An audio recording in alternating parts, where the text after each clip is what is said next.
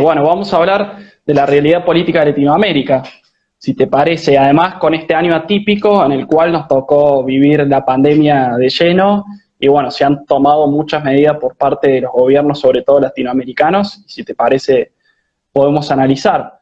Pero antes, bueno, yo te conocí por Miklos con un video muy bueno que me sirvió muchísimo para prepararlo y quería saber cómo fue tu experiencia con un autor de la talla de Miklos. Primero, Miklos es un genio. El tipo es un crack. Y en realidad, básicamente, es un referente del conservadurismo en América Latina. Y fíjate, se encuentra en Europa ahora mismo exponiendo sus ideas de una manera tan magnífica como lo sigue haciendo. Y sobre todo, aprendí bastante de él porque, sirvió para un asunto de conceptualización. Explica muy bien los conceptos, explica muy bien las ideas. Aprendí, ¿no? Acerca de los verdaderos referentes del conservadurismo, cuáles son los retos y desafíos de los conservadores en el día de hoy, especialmente en América Latina. Así que de verdad, Miklos es un genio, un gran amigo del cual cualquier joven, cualquier persona puede aprender. Ujú. Sí, además la buena predisposición siempre que tuvo, yo cuando también pude contactarlo, se puso a disposición inmediatamente, así que bueno, fue un placer. Y también he visto que estás por publicar un libro que has subido a tus redes sociales, titulado Partidos Políticos, ¿no? Analizando la Tercera República. ¿De qué consta el libro? Si nos podés adelantar un poquito. Perdón, ¿qué costo? No, ¿de qué consta el libro? ¿De Ah, qué ok. trata el libro? Bueno, escribí el libro hace aproximadamente 2 años. Es decir, tenía como 21 22 años, por ahí va la cosa. Y fue precisamente para obtener el título de grado durante mi licenciatura en Ciencias Sociales. Y abordé el tema histórico durante la Tercera República para poner en contexto a los amigos que nos están viendo. La Tercera República en mi país, República Dominicana, representa aquel periodo que va desde el año 1924 hasta el año 1965. Eso se conoce como Ujú, la Tercera República. La Tercera República es un periodo histórico que comienza con el término de la primera intervención norteamericana en mi país y culmina precisamente con la segunda intervención norteamericana. Y bueno, analicé el papel, el rol que tuvieron los partidos políticos en ese contexto histórico. Lógicamente hice también un rastreo, un review acerca de los antecedentes de los partidos en la República Dominicana, cuándo inició, cuándo surgieron los partidos políticos, porque sobre todo durante la Tercera República tuvimos la dictadura más atroz del país, la dictadura de Rafael Leónidas Trujillo Molina, y fue mediante esa dictadura que crecieron los partidos de izquierda que conocemos hoy en día, otros partidos de derecha, y bueno, ha sido más bien un aporte para la historia dominicana, precisamente para los jóvenes también, que sepan que eh, hay personas que se dedican al mundo del estudio, al mundo de la investigación, y precisamente hoy ya empecé el proceso para publicarlo a través de Amazon. Va a estar súper baratísimo, porque yo no tengo ese interés de lucrarme en cuanto a la lectura, en cuanto a la escritura. Así que es un libro que promete, ofrece muchas informaciones, precisamente para los dominicanos, porque es un periodo histórico que es poco estudiado. ujú. Y bueno, valoro básicamente el papel que tuvo cada partido, independientemente si sea de derecha o si sea de izquierda, pero que al final pusieron un granito de arena para sacar al dictador Rafael Leónidas Trujillo Molina. Así Bueno, que bueno, esa es felicitaciones básicamente Juan. una idea general de todo el libro. Ujú. Bueno, felicitaciones por el libro, que tengas muchos éxitos. Y bueno, justamente que hiciste este análisis histórico y lo plasmas en el libro, ¿cuál es el contexto hoy de República Dominicana en torno al progresismo, a la izquierda? ¿Cómo se vive allá? Si nos puedes contar un poco. Bueno, sí te digo que el debate político en torno a las ideas de izquierda y derecha no está tan marcado como es en el caso de ustedes, por ejemplo. Le puedo decir a mi abuelo o a mi mamá incluso que soy de derecha y no va a entender qué implica ser de derecha realmente. Lo que te quiero decir a ti es que la educación política todavía está en los niveles muy mínimos en mi país. De igual forma, le podré decir a mi mamá que soy de izquierda, por ejemplo, y tampoco va a entender. Porque, o sea, estamos básicamente, diría yo, atrasados en cuanto a la idea política, en cuanto a la formación política. Es una realidad nuestra, pero aquí básicamente el debate en las posiciones electorales giran en torno a si yo soy de la oposición o si yo soy del gobierno, del oficialismo. Ese es básicamente el debate general, pero básicamente sí tenemos una izquierda que es muy silenciosa, que está escalando cada vez, la gente no se da cuenta y tratan de imponer su idea de manera desapercibida, que nadie lo nota, pero que al final de cuentas sí están transformando la cultura desde el aspecto educativo. Y bueno, entonces vemos aquí una izquierda que pasa de dar la batalla política, de dar la batalla económica en plena Guerra Fría, a asumir lo que son los derechos humanos de las minorías sexuales, de las minorías indigenistas, en fin, pasan de lo político, a lo económico, a lo cultural y a lo lingüístico, pero lo hacen de manera silenciosa. Precisamente el año pasado tuvimos un debate en el Ministerio de Educación con la implementación de la política de género mediante una orden departamental, y nosotros, los conservadores, los ultramachistas, los heteropatriarcados, así nos llaman los grupos de izquierda, nos mintieron en nuestra propia cara y nos dijeron que esos programas educativos en perspectiva de género no estaban elaborados, pero sí identifiqué los manuales educativos en perspectiva de género y datan incluso desde el año 2004, desde el año 2010, desde el año 2014. Es decir, que lo están haciendo todo sin que la población se entere. Y eso es tan solo con el caso de la ideología de género, por ejemplo, para poner en contexto sobre la situación política y social de la República Dominicana. O sea que, digamos, de a poquito se está viendo un poquito más allá. Aquí en Argentina está muy polarizado, o sea, hoy nos gobierna un gobierno de izquierda, que bueno, también podemos después entrar un poco en el tema de las medidas que se han tomado del confinamiento, medidas criminales, como lo llamó Miklos cuando hice el vivo la semana pasada, y hay mucha polarización y bueno, ya detentan el campo educativo, bajan muchas líneas en los colegios, en las universidades, se torna grave por ahí la situación y han avanzado mucho. Y después por el otro lado, el gobierno que supuestamente era de centro derecha, lo catalogaban, terminó siendo también un fiasco en lo cultural, digamos, que fue el gobierno de Mauricio Macri, que por ejemplo en el 2016 prometió en el Congreso Eucarístico que se realizó en Tucumán, que iba a proteger la vida de la Concepción, y bueno, luego muchas bajadas ideológicas, al final nunca se comprometió en esos asuntos. Así que bueno, por suerte no están tan avanzada la izquierda en su país, pero se van metiendo de a poco. Sí, lo están haciendo de manera silenciosa, como te dije. Ya precisamente el tema del aborto por 3 causales están en la palestra pública. Y bueno, ahora mismo llegaron al Congreso Nacional muchos legisladores a favor de esta agenda abortista.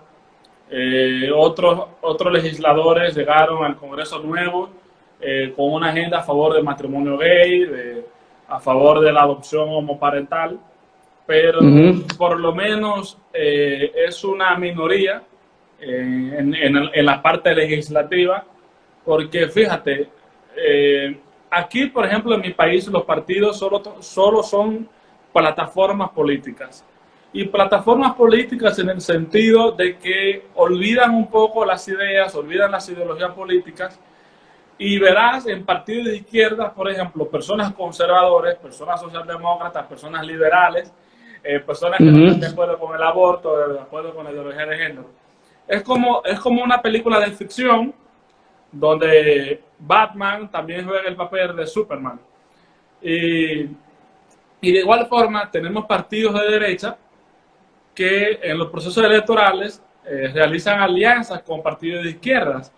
Ujú. Precisamente ayer en el live que estuve compartiendo con Maca y hablamos del Foro de Sao Paulo, comenté allí que diversos partidos de derecha que pertenecen a la UPLA, o la Unión de Partidos Latinoamericanos, que recoge todos los partidos de derecha en América Latina, aún así se alían a partidos del Foro de Sao Paulo, que son miembros del Foro de Sao Paulo. Lo que te quiero decir es que el debate en cuanto a la ideología política no es muy incidente en la República Dominicana. Veo que alguien comentó ahí si se está escuchando cortado. Yo te escucho perfecto. Ok, bien. Soy yo, puede ser el internet que no le funcione bien. Mira, justamente nos hace una pregunta Guada Fontana. ¿Es bueno ponerse la etiqueta de la derecha para dar la batalla cultural? ¿Qué opinás de eso? Yo opino en contra de las etiquetas. A mí no me gustan las etiquetas. Por ejemplo, si me voy por una vía negativa, si soy antiizquierdista, pero digamos, no me considero por ahí de derecha o no me gustan las catalogaciones. Que incluso siempre la izquierda es quien marca la cancha y siempre etiqueta de derecha, fascismos, o sea, ¿qué opinas respecto a eso, a la pregunta que nos hizo? Primero, el debate de izquierda versus derecha viene luego de la Revolución Francesa. La Revolución Francesa y todos sus aportes se reducen a una sola palabra, nada. Pero aún así, en cuanto al debate, en cuanto a las ideas, en ese proceso de la Revolución Francesa, los que se situaban a la izquierda representaban aquellas revoluciones, aquel movimiento liberal, y los que se sentaban a la derecha entonces representaban la protección de los valores, de las costumbres, y en su contexto podrías verlo como alguien o personas o grupos que defendían el régimen monárquico. Pero bueno, lo del debate y lo de las etiquetas ha ido evolucionando en toda la política, en toda la historia, porque bueno, no podemos ver las mismas ideologías políticas del siglo XVII con los mismos ojos con los que vemos en el día de hoy. Es decir, que todo va evolucionando. Pero bueno, eso de etiqueta de derecha versus izquierda es más bien un asunto mediático. A mí tampoco me gustaría que me llamen que soy de derecha, porque yo más bien me considero liberal conservador. Para aclararle a la gente qué significaría esto, es más bien la unión de los conservadores, o más bien que los conservadores aceptan la postura económica de los liberales y que los liberales entonces defienden las costumbres, la cultura, los valores, la defensa de la vida, la defensa de la familia, la propiedad privada y la libertad. Esta unión entre los liberales y conservadores da inicio a lo que conocemos como liberalismo conservador. Yo soy liberal conservador. A mí no me gusta que me etiqueten como que soy una persona de derecha, porque fíjate, tal y como lo ha explicado Horacio en diversos escenarios que he compartido con él, Horacio Justo, el cofundador de Fundación Libre, y él explica especialmente bien que el conservadurismo no es necesariamente de derecha. Y mira, hablando de Horacio Justo, se acaba de conectar, o sea que... Le mandamos un saludo grande. Sí, un saludo para él realmente. Hablando de ti estaba, hermano, y que explicabas en un live que tuvimos que el conservadurismo no es de derecha en sí. Pero a nivel mediático, a nivel político, a nivel de debate, a nivel de populismo, sí vemos tendencias marcadas entre los de derecha y los de la izquierda en lo que conocemos como batalla cultural. Porque aún así, esta parte de batalla cultural debemos incluso tomarlo con pinzas, porque aquí realmente nos enfrentamos nosotros, los conservadores, los liberales, en la parte cultural. Vemos toda la agenda de la izquierda que pretende no desnaturalizar la sexualidad de las personas, desnaturalizar el propio lenguaje, desmoralizar el matrimonio, desmoralizar la familia, la sociedad. Y entonces a partir de ahí vemos estas tendencias mediáticas entre derecha versus izquierda. Y como dice Horacio ahora mismo, el conservadurismo no es de derecha, pero se asienta en la derecha. Así que básicamente esta es toda una idea general en cuanto a las etiquetas que vemos en el escenario político. Ujú. ¿Y qué opinás de los liberales progresistas que, por ejemplo, el caso de Gloria Álvarez, que bueno, por ahí defienden el aborto, bueno, han criticado mucho a Laje Márquez? ¿Qué opinás de ese tipo de liberales que se alían, en mi caso o en mi opinión, se alían a la izquierda? Porque, digamos, para tener una mejor sociedad también tenemos que cambiar ciertas pautas culturales y ciertas eh, hechos culturales que hoy ha sido tomado por la izquierda y por el progresismo. ¿Qué opinas de ellos?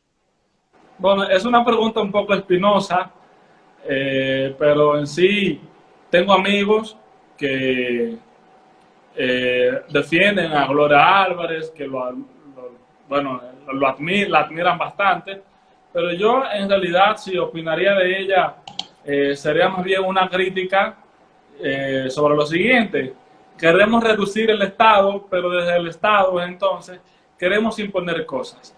Y esto es básicamente lo que identificaría la postura de Gloria Álvarez en la parte social, en la parte cultural.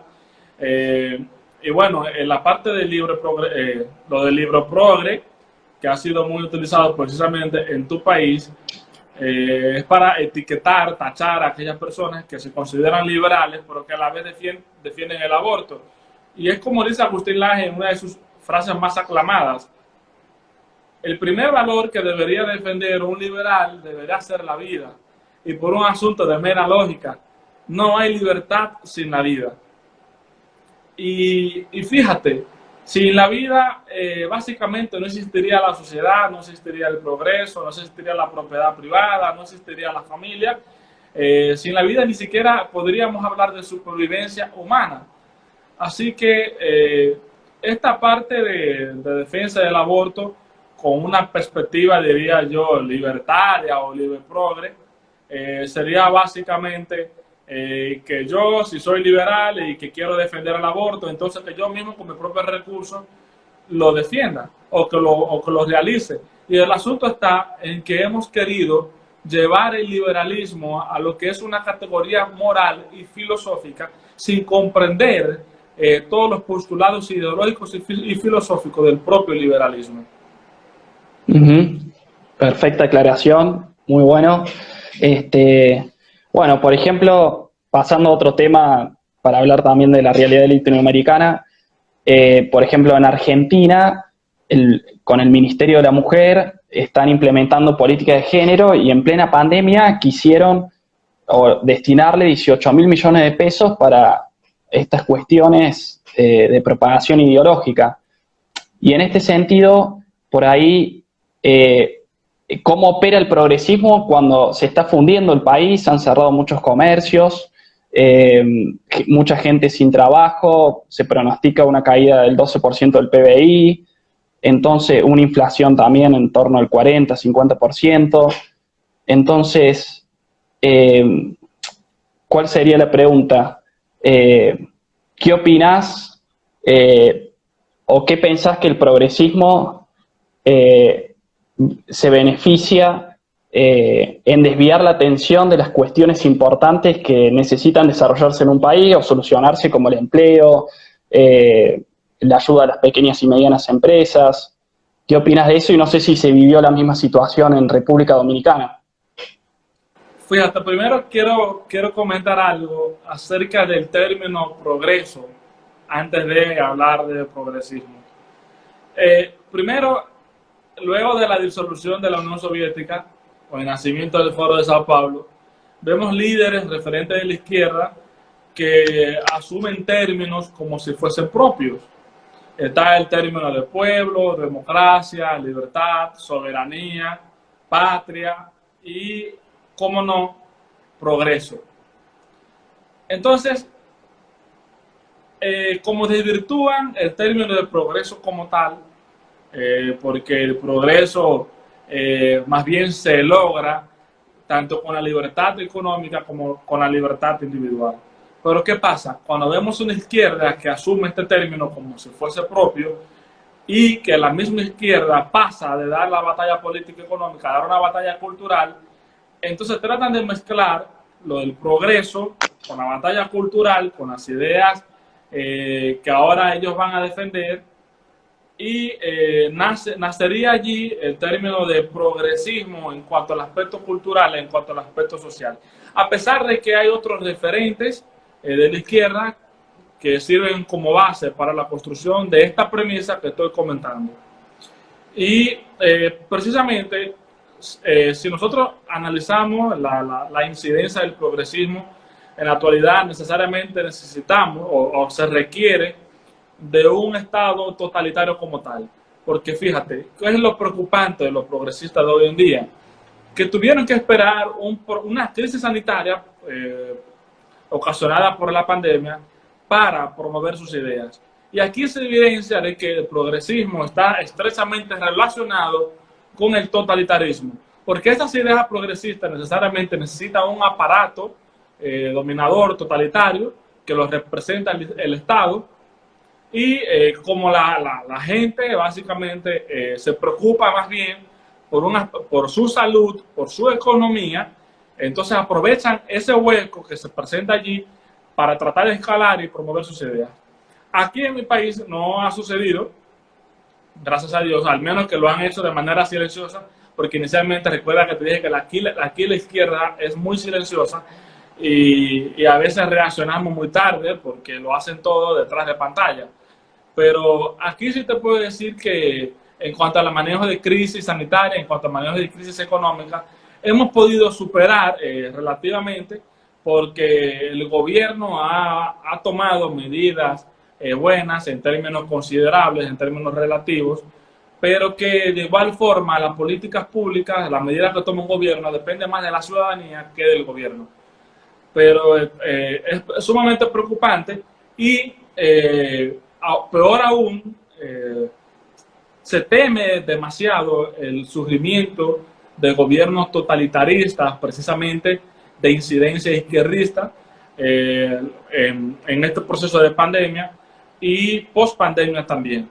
Así que tenemos un gran reto como personas que estamos en contra de la izquierda como tal, y tendremos entonces que enfrentar esto. Es una realidad porque la izquierda sigue escalando, no considera, es una izquierda muy avasallante.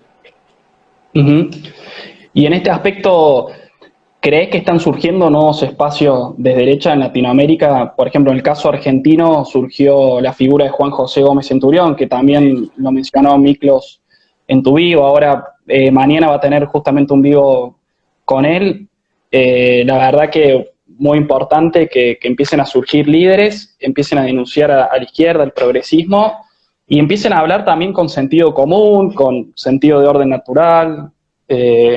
Yo me quedé con una frase justamente el sábado que hizo un vivo para un medio alternativo aquí, también es compañero de Horacito, de Alex, en Alt Media. Y bueno, precisamente Gómez Centurión decía que hay que orientar la política al ser de las cosas y no tanto los aspectos ideológicos, porque la ideología precisamente trabaja sobre entes puramente ideales que muchas veces no se pueden aplicar en la realidad o no tienen correlato con la realidad misma. Entonces, ahí va la pregunta, si crees que hay nuevos aires para la derecha, para estos nuevos espacios conservadores, libertarios, palolibertarios. ¿Qué opinas de eso? Yo creo que este ha sido el mejor escenario que se le puede presentar a los líderes de derecha. No te escucho bien. ¿Me escuchas ahora? Ahora sí, ahora sí. Ahí te perdí un poquito. Ok, te decía que este es el mejor escenario que se le puede presentar a la derecha como tal. ¿Por qué razón? Te estoy perdiendo de nuevo. Primero, ¿Tú me escuchas? ¿perdón? Sí, te escucho. Perfecto. Ahí me está volviendo. No sé la gente si nos puede decir si... ¿Me escuchas? Sí, ahora sí. ¿Tú me escuchas bien? Sí, te escucho, te escucho. Perfecto.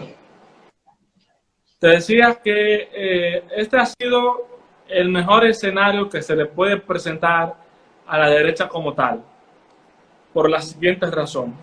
Primero, realizo una crítica a la derecha. ¿Perdón?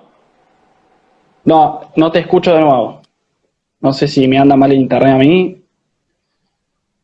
Hola. Veo que las personas comentan que sí nos Parece que perdí escuchamos un ambos. poco. Yo te escucho Sí, ahí perfectamente. nos dicen que... Perfecto. Bueno, si querés desarrollar la idea, ahí seguramente se me debe haber ido un poco el internet. Bueno, decías que este es el mejor escenario que se le puede presentar a la derecha. Primero, por la siguiente razón. Primero, realizo una crítica a la derecha y y es debido a que la derecha en América Latina se olvida de la parte cultural. Axel Kaiser llama eso la derecha cultural de la derecha, la fatal ignorancia, porque ¿qué ha pasado? Que en muchos escenarios la derecha llega al poder y se olvida de la parte cultural. Es como que el primer objetivo, el único objetivo ha sido lograr el poder, ha sido lograr el gobierno, el poder político, y tan pronto llegan, entonces se olvidan de la parte cultural. Y lo que pasa es que no podemos hablar de cambio, de transformación económica, de transformación política, de transformación social, si no abordamos el tema cultural. Entonces, eso ha sido una debilidad de la derecha, además de saber vender bien sus ideas, aprovechar el marketing. La derecha no sabe vender sus ideas. Tenemos diversos grupos que recogen, diríamos nosotros, por tendencia, grupos de derecha, como la Relial, como la UPLA, pero que al final de cuentas, como que no tienen esa incidencia, como es el caso del Foro de San Pablo, como es el caso del Grupo Puebla, pero sí tenemos esos dos retos, la parte de la batalla cultural, la parte del desafío político, el poder político.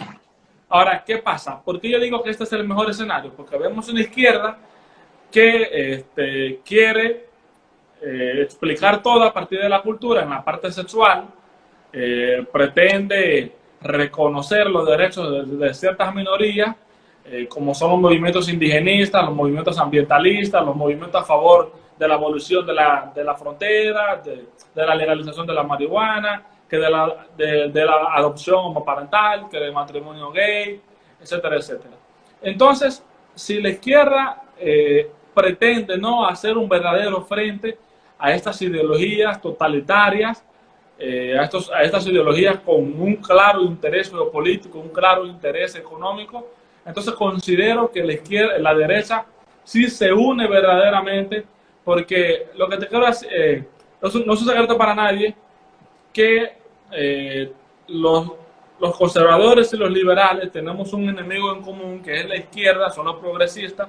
Ciertamente hay ciertas diferencias entre ambas corrientes, pero debemos dejar eso a un lado y tratar de enfrentar a un enemigo común que tenemos, que en la marcha vamos a resolver nuestras pequeñas diferencias. Así que yo considero que la derecha más bien tiene el mejor escenario posible en América Latina para resurgir, porque, bueno, tenemos el caso de Bolsonaro, tenemos el caso de Sebastián Piñera, que tenemos el caso... Bueno, ahí está el caso de Lacalle en Uruguay, que recientemente publicó un tuit hablando de política de género, y ahí vemos el refajo, ¿no?, de las ciertas incidencias de las ideas de izquierda. Tenemos el caso de Donald Trump en Estados Unidos, a pesar de que Estados Unidos no es un partido latinoamericano, aún así incide en la política latinoamericana. Está el caso de Duque en Colombia, que a pesar de que no es derecha como tal, sí es mucho mejor que Petro. Tenemos el caso de Nayib Bukele, que a pesar de que es un pro vida, está en contra del aborto, está en contra de la ideología de género, aún así tiene políticas económicas que están muy alineadas al populismo de izquierda. Así que bueno, este es el mejor escenario que se le presenta a la derecha para resurgir. Bastante bien lo has explicado, y sobre todo en Latinoamérica a partir de los gobiernos. Bueno, en Estados Unidos se vienen elecciones en noviembre, otra vez Trump va por la reelección, hay muchos disturbios, en Estados Unidos a partir de la muerte de Floyd, que también la izquierda ha tomado ese hecho para salir a violentar, hacer saqueos, y un poco hacerle también campaña en contra de Trump a partir de los medios de comunicación que son muy progresistas. ¿Qué opinas? ¿Va a ser reelegido Trump en noviembre? ¿La vez que puede ser reelecto? Sí, antes de quiero valorar un comentario que hace un gran amigo acerca de Europa del Este y que los partidos de derecha están ganando en tanto en Polonia, Hungría, Austria. En Hungría. Y totalmente, y bueno, la derecha ya sigue creciendo y precisamente mira qué caso con Europa. Europa es básicamente la cuna del progresismo en todo el mundo y aún así hay líderes de derecha que están resurgiendo en Europa de una manera muy significativa. Vemos en Francia como el caso de Marine Le Pen, casi conquista el poder, van a una segunda vuelta. Está el caso también de Italia, con este señor Matteo, que está surgiendo realmente como un gran líder referente de derecha. Está el caso de Vox en España, que me imagino que lo vamos a tocar posteriormente. Por el caso de Donald Trump en Estados Unidos, sí, va a ganar de una manera arrolladora, ese es mi pronóstico. Recordando que en el año 2016 Donald Trump ganó con 306 colegios electorales, me parece. Yo creo que Donald Trump puede sacar más de 340 a 360 colegios electorales. Es decir, que va a ser una paliza. Sobre todo quieren poner a Biden como un gran opositor al régimen, al gobierno, perdón, de Donald Trump. Pero aún así ha mantenido un gran equilibrio económico. Por lo menos la economía estadounidense no ha sido muy fraccionada, pero aún así ha sido un líder, porque a pesar de que Donald Trump representa, diría yo, el conservadurismo anglosajón, no quiere decir que es el mejor candidato, no quiere decir que es la mejor persona, porque aún así le falta inteligencia emocional en algunos aspectos, debemos reconocer eso. Y también podemos criticar de eso mismo de Bolsonaro, pero realmente sí debemos valorar que representa un verdadero frente de derecha en la región, en el continente americano. Pero sí, Donald Trump va a lograr la reelección. Esperemos que en noviembre se defina todo. Así que bueno, todos los éxitos para él, porque creo que la izquierda en América Latina no ha alcanzado muchos objetivos gracias a él, porque tenemos el caso de que la mayor potencia del mundo está en América y la mayor potencia de América Latina, que es Brasil, también está a favor de las ideas que llamaríamos nosotros de derecha. Y en cuanto al caso de Venezuela, que también ha sido resonante este último tiempo, los niveles de pobreza, de dictadura que tienen allá. Justamente, bueno, anoche tocaron el tema del Foro de San Pablo también. ¿Qué opinión tenés de Maduro, del castrochavismo, y qué implicancia también ha tenido en la zona? En la zona toda esa alianza bolivariana, bueno, acá con los Kirchner, Lula en Brasil. ¿Qué opinión tenés al respecto? Mira, hace como 3 años y medio escribí un artículo llamado que el problema de Venezuela no es meramente el socialismo, sino que un socialista también quiere llegar al gobierno. Y fíjate, tenemos el caso del presidente encargado, Juan Guaidó, que el tipo es un socialdemócrata, que la socialdemocracia es un socialismo moderado, pero aún así Maduro representa todo lo que llamaríamos nosotros dictadura perfecta. La dictadura es evidentemente una dictadura, un régimen totalitario que persigue a opositores estando en su propia casa, porque el régimen de Maduro se mete a las casas de los opositores a perseguirlos, a torturarlos. Pero no solo es el caso de Nicolás Maduro, también está el caso de Daniel Ortega en Nicaragua. Ese régimen de Ortega asesina a jóvenes cada vez que empiezan a manifestarse públicamente en contra del régimen. De igual forma, una persecución en contra de la Iglesia Católica. Lo mismo vemos en el caso de Cuba, los Castro, y ahora este presidente títere que han colocado, el presidente Díaz-Canel, que de igual forma vemos los mismos patrones, porque Venezuela sigue los patrones de Cuba. Aún así, Nicolás Maduro no tiene ni siquiera la facultad mental para ser un líder, un presidente de Venezuela. Fíjate, precisamente él ha sido uno de los ideólogos de los ataques en contra de los líderes que nosotros llamamos de derecha. Porque precisamente con lo que surgió en Chile, precisamente, y que estos grupos de izquierda empezaron a protestar en contra de Sebastián Piñera. Pero ¿qué pasa? Que días antes Nicolás Maduro dice públicamente que en toda la región se sentirán las brisas bolivarianas y que pronto vendrá un huracán. A partir de ahí se puede mantener la teoría, la premisa de que el Foro de Sao Paulo está detrás de muchos ataques que están surgiendo, de muchas protestas que están surgiendo en contra de los gobiernos de derecha. Y esperemos, ¿no?, que el caso de Venezuela con Nicolás Maduro, que se pueda resolver, porque al parecer amerita, ¿no?, de la unión de los organismos internacionales para intervenir en el caso de Venezuela, ya que es todo un régimen político, una dictadura, pero que de igual forma está muy arraigada en cuanto al poder militar. Así que es muy difícil, porque a Nicolás Maduro lo pueden sacar políticamente mediante las vías democráticas y electorales, pero ¿qué pasa con el poder militar que está a favor de Nicolás Maduro? O sea que son varias premisas que se deben tomar en cuenta para criticar su régimen. Además tiene una cúpula muy corrupta de los militares que, bueno, sostienen el régimen. También el narcotráfico, tiene ahí varias cuestiones. Y bueno, paradójicamente cuando se daban los disturbios en Chile, estaban sacando del poder a Evo Morales en Bolivia, y supuestamente ahí la izquierda, un ataque a la democracia, a las instituciones, al mandato legítimo, que había sido, bueno, por fraude, y después defendían los ataques en Chile. Qué paradójico y contradictorio que eso se haya manifestado así la izquierda. Yendo a otro tema, ¿qué opinas? Que con Miklos, no sé si lo hablaste, de los pequeños pelotones, que él habla, o de los cuerpos intermedios. ¿Qué importancia tienen para vos? Y más presidiendo un instituto LIFA, como el que presidís, ¿qué importancia tienen los cuerpos intermedios para dar batalla también cultural, que la ciudadanía se organice? No entendí la pregunta, ¿la puedes repetir, por favor?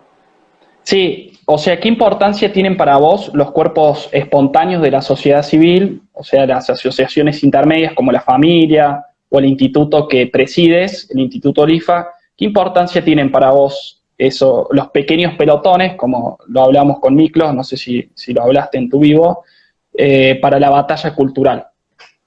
Fíjate, primero soy gremialista, y como gremialista debo defender los cuerpos intermedios que componen una sociedad como tal, porque cada cuerpo intermedio debe tener la cierta independencia, la cierta autonomía para poder desarrollarse en una sociedad sin desvirtuarse de los objetivos que tienen. Y precisamente como miembro fundador del Instituto LIFA, Libertad y Familia, para defender los valores intrínsecos que representan la familia, la vida, la libertad, la propiedad privada, lógicamente debe representar para mí un gran valor que tiene, porque fíjate, la familia como cuerpo intermedio, como un gremio, le diríamos nosotros a nivel institucional, porque la familia también representa mucho a nivel institucional, a la vez es el principal motor que conduce, que le da vida a la sociedad. Y uno de los objetivos del Instituto LIFA es la reivindicación del principio de subsidiariedad. El principio de subsidiariedad fue una doctrina social desarrollada por la Iglesia Católica Romana, que precisamente establece que el Estado no debe intervenir cuando un cuerpo intermedio como la familia puede desempeñar sus funciones de manera independiente. Y fíjate, todos estos ataques a los cuerpos intermedios, precisamente a la familia como tal, ¿por quiénes son dirigidos? es por la izquierda avasallante, porque precisamente todas estas ideas, diría yo, vienen de este filósofo alemán Friedrich Engels. Friedrich Engels escribió un libro llamado El origen de la familia, la propiedad privada y el Estado. O sea que ideológica y filosóficamente comienzan a atacar la familia como tal, desmoralizar la familia y colocar a la familia como una base de la propiedad privada, una base como del sistema patriarcal. Así que no es un secreto para nadie que ahora queremos ver la familia como algo que debe ser una elección, una elección a simple vista, una elección fortuita, pero en realidad la familia representa, diría yo en términos teológicos y bíblicos, el amor que representa Cristo a la iglesia. La familia representa el goce de la sexualidad, la familia representa la supervivencia humana, y esto no solo es un asunto bíblico y teológico, sino más bien algo adquirido por experiencia y por propia lógica. Uh-huh. Totalmente. Además, precisamente el Estado surge a partir de la asociación de familias y por lo tanto es anterior y por derecho propio no puede el Estado avasallar la familia ni meterse como lo están haciendo actualmente a partir de la educación.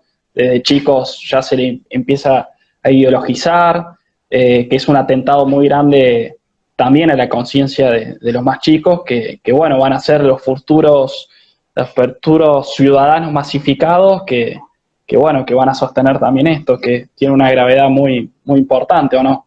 Sí, y bueno, mira, también la democracia nació precisamente utilizando la familia como tal, porque en Atenas, antigua Grecia, se elegían a representantes por familias. Y entonces se buscaba la pluralidad de representantes por familia. Es decir, que la familia ha sido el motor que enciende la sociedad o sea, es la base de la sociedad, la familia como tal. Una familia compuesta por un hombre y una mujer. Totalmente. ¿Y qué opinas de ahora de la reingeniería social que se está aplicando cada vez en los países de Latinoamérica y en Argentina, como lo hablamos al comienzo, que está teniendo mucho avance en estos ataques a la familia, que principalmente se da en ese lugar? Fíjate, como ellos pretenden transformar la cultura, necesitan, lógicamente, cambiar la percepción, las ideas que tiene una sociedad, tanto un hecho. Es por esa razón que acuden al marketing, acuden a la psicología, acuden a la economía, para tratar de desvirtuar las ideas que tiene una persona ante la sociedad.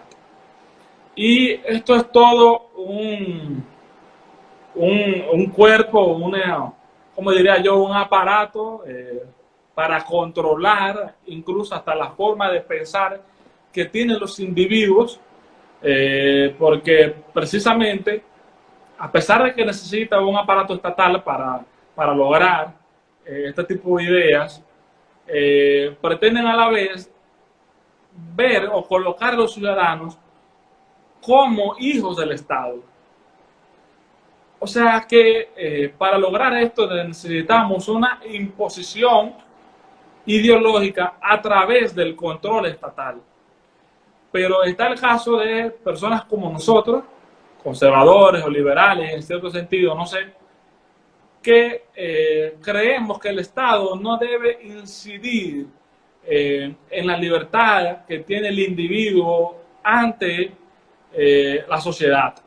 Y precisamente una de las frases más icónicas del movimiento liberal, del movimiento conservador, es que debemos apoyar, o sea, cada persona puede desarrollar su vida como le parece, siempre y cuando esté dentro del campo moral, del campo filosófico, porque esto más bien no se trata de un relativismo moral o de un subjetivismo, porque hay patrones culturales, hay patrones morales que no necesariamente debe venir una moral cristiana que lo imponga, sino que por propia lógica, que por propia experiencia que hemos adquirido mediante la humanidad, podemos llegar a esa conclusión. Y precisamente el conservadurismo se trata de eso, digamos, de conservar lo mejor del conservar. pasado, las instituciones del pasado y por supuesto desechando lo malo, pero tendiente también a un progreso, lógicamente. Uno tampoco vive en la edad de las cavernas, por ahí como critican muchas veces. Bueno, esto lo explica muy bien Miklos. Y en esto, en lo que has explicado, para ti, ¿qué implicancias tiene los organismos internacionales como la ONU, la UNESCO, la OEA, en todo esto? Bueno, justamente empezamos hablando un poco de la pandemia, del COVID, cómo se ocultó información por parte de la OMS, por parte de China. No sé qué opinas de ese asunto. Mira, la ONU representa un grupo de amigos, un club de amigos que defienden una misma ideología. Y precisamente la ideología progresista. A partir de ahí empiezan a desarrollar toda una agenda globalista que pretende aportar en los términos sociales, económicos, políticos, culturales. Y fíjate, mira con el caso de la OMS, que más bien no sería hoy en día una organización científica, sino más bien una organización política, porque la OMS depende directamente de la ONU. Y vemos el caso de que organismos internacionales pretenden no eh, cambiar la sociedad y vender una sociedad universal y, y en términos culturales como si fuese lo mismo en cada nación. Y fíjate, tenemos el caso de que muchas de esas organizaciones internacionales son financiadas directamente por Soros, otros organismos internacionales o no gubernamentales también reciben este financiamiento de grandes empresarios del mundo, como es el caso de Bill Gates, de Ford, etcétera, etcétera. Y aquí vemos el refajo de todas estas organizaciones internacionales que pretenden con ideas, con propósitos totalitarios, con intereses geopolíticos, porque estos más bien pretenden controlar el mundo geopolíticamente, promover sus intereses económicos. Y bueno, entonces tenemos el caso de que estos organismos internacionales, al parecer, sería muy utópico como eliminarlos. En realidad, no podríamos pensar la eliminación de dichos organismos internacionales, a pesar de que un país tiene la suficiente soberanía para salirse de esos organismos internacionales. El caso está en que debemos también tener incidencia en esos organismos internacionales, porque muchas veces eso es lo que ha pasado, que dirán, es un grupo de personas izquierdistas y que no debemos estar por ahí, pero no, esos grupos izquierdistas también viven de nuestros impuestos, porque fíjate, la República Dominicana pertenece a la ONU, pertenece a la OEA, pero de igual forma debe contribuir económicamente. Es decir, que yo como conservador, como liberal, no debo criticar a la ONU precisamente porque porque pretende promover la agenda globalista. No, también hay que hacerle frente internamente, porque de igual forma yo contribuyo El sostenimiento. económicamente para el sustento de esos organismos internacionales, porque el gobierno paga esa cuota, por ese dinero que utiliza para pagar la cuota sale de mi bolsillo, de los impuestos. Ujú. Bueno, ahora justamente Trump abandonó la OMS y creo que financiaba 450 mil millones de dólares al año, que es un presupuesto importante y además como uno de los países más importantes de la ONU debe aportar mucho más dinero que, no sé, países como la Argentina, o Venezuela, o países de la región. Eh, Y no sé precisamente el qué. director de la OMS lo colocó China. Totalmente. Y ahí surgió el virus en China, se ocultó información, después las medidas que tomaron no fueron muy atinadas al comienzo. Eh, no sé si querés que toquemos un poquito el tema de Vox, que también habíamos hablado antes. ¿Tenemos tiempo? Sí, sí, nos quedan 9 minutos. Aunque bueno, mira, Eh, sí. sí, sí, sí, va. No, si querés desarrollar. Mira, con el caso de Vox en España, para mí representa el mayor crecimiento que puede tener un partido político en España mediante el auge del progresismo. Porque tenemos el caso del PP, el Partido Popular, y bueno, ahora tuvo un cambio, Rajoy dejó de ser presidente, pero aún así era el único partido, diríamos nosotros, mayoritario, que le hacía frente a todos estos frentes izquierdistas, porque no solo está el PSOE, no solo está Unidas Podemos, sino también Ciudadanos también. Ciudadanos no es un partido de derecha liberal, es un partido que podríamos decirlo libre, de centro progresista. de centro progresista, correcto. Entonces, con el caso de Vox, que logra ser la tercera fuerza política de España, en estos 3 años, diríamos nosotros, 3 o 4 años, logran alcanzar más de 50 escaños, relativamente joven, un partido en cuanto a estructura, y óyeme, tuvimos elecciones en Galicia y Unidas Podemos dejó de tener una representación en Galicia. También tenemos el caso de que en el País Vasco, para recoger el comentario que hace alguien ahí, vemos que los grupos nacionalistas mantienen hoy en día la incidencia en cuanto al orden político. Pero en el caso de Vox, mira, vimos el ataque de esta argentina, Antonella Martín, me parece que así que se pronuncia su nombre, ¿no? Sí.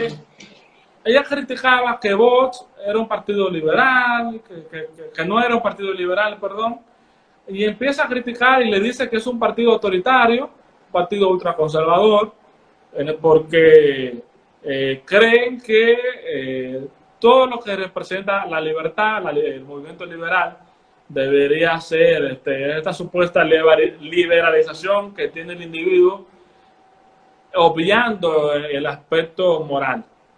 Y comparó a Vox con Unidas Podemos. Eso lo dijo públicamente. Y hace una crítica un poco desacierta, diría yo, un poco fuera de la realidad, porque según ella, Vox no apoya la reducción de impuestos. Pero tú te entras a la página oficial de Vox, los lineamientos, los dictámenes generales del partido, y en realidad buscan también la reducción de impuestos. Es decir, que Vox hoy en día representaría tanto el movimiento liberal, el movimiento conservador, en el contexto de España. Así que de verdad, Vox es un referente, deberá ser un referente a seguir en toda América Latina. Así que, bueno, yo admiro muchísimo a Santiago Abascal y a otros líderes de ese partido. Y justamente Abascal estaba en el PP, que es un partido, bueno, de centro, y bueno, cansado de la tibieza, un poco también lo que vimos aquí en Argentina con el gobierno de Macri, de esa tibieza centrista que pacta, que no denuncia. Cansado fundó en el 2013, si no me equivoco, arrancaron con 39.000 votos, 40.000 votos, nada más. Y bueno, impresionante el crecimiento desde 2018 hasta ahora. Aumentaron muchísimo el caudal de votos y además la firmeza también con que se le plantan a la izquierda, el discurso claro que tienen, no se achican, no van hacia atrás. Y bueno, eso yo creo que han capitalizado mucha gente que no tenía representatividad política en España, sobre todo con partidos que incluso tuvieron su actuación en la Guerra Civil Española, como el PSOE. O sea, y ellos vienen a acusar de partidos totalitarios cuando se fundó en el 2013, en plena democracia, constituyeron un partido legalmente, o sea que son infundadas las acusaciones. Bueno, y nos faltó hablar un poco de Bolsonaro, ya hablamos de Trump, hablamos de Vox, nos faltó un poquito hablar de Bolsonaro, no sé qué opinás, le agarró coronavirus recientemente. No sé qué opinas de Brasil y de Bolsonaro, cómo vienen sus políticas. Mira, a pesar de que, es lo que te digo, muchos líderes de derecha debemos hacerle una crítica, y es en la parte de la inteligencia emocional. Pero aún así, Bolsonaro representa a los conservadores en América Latina.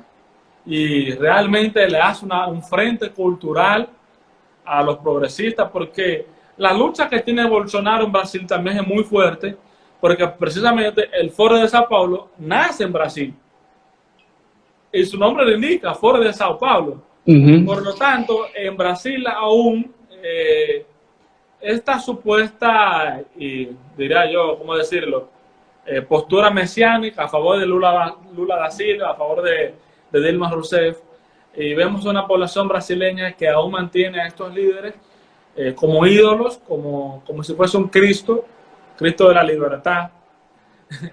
Pero está el caso de que Bolsonaro sí está promoviendo la libertad económica en el pueblo brasileño, porque fíjate, Brasil no ha logrado esa destrucción en cuanto a la economía gracias a los grandes empresarios. Es la mayor economía de América Latina, no porque fue gracias a Lula da Silva o gracias a Dilma Rousseff, porque ese crecimiento económico lo quisieron vender como si fuese gracias a ellos. Lo que pasa es que hay muchos empresarios en Brasil que siempre se preocuparon por el crecimiento macroeconómico de Brasil. Pero sí, Bolsonaro representa a los conservadores. Y bueno, también está el caso de Chile, no con Piñera, sino con Kast, que espero que llegue al gobierno, porque también representa el movimiento conservador en el pueblo chileno. Y tú también indicaste uno, Centurión, representa el movimiento conservador en Argentina. Y bueno, entonces esperar lo mejor de ellos. Ojalá. Yo no te puedo mencionar a nadie porque estamos un poco feos ahí. Bueno, Juan, nos queda un minutito apenas. Te quiero agradecer tu tiempo que nos has brindado, muchos conocimientos, estás muy informado y además del aspecto teórico, histórico, la verdad que ha sido un gusto muy grande el que me he dado de poder dialogar contigo. Y bueno, nos queda un minutito si querés recordarle a la gente tus redes sociales, cuáles son tus próximos vivos, si querés mencionar eso. Bueno, mañana voy a hablar acerca de la agenda globalista, con alguien de Argentina también precisamente, pero bueno, quiero aprovechar los últimos segundos para agradecerte, para decirte que ha sido un placer compartir contigo, de verdad, cuenta conmigo, acá tienes un amigo, acá tienes un hermano, así que bueno, para mí ha sido más que un honor compartir ideas contigo y con los chicos también que han estado viéndonos. Bueno, Juan, yo de a poquito me voy largando, reconozco que soy más de lo escrito y no tanto de hablar, pero de a poquito, bueno, nos vamos largando. Yo la semana que viene también tengo un vivo desde México y bueno, con Pablo Muñoz Iturrieta desde España también que nos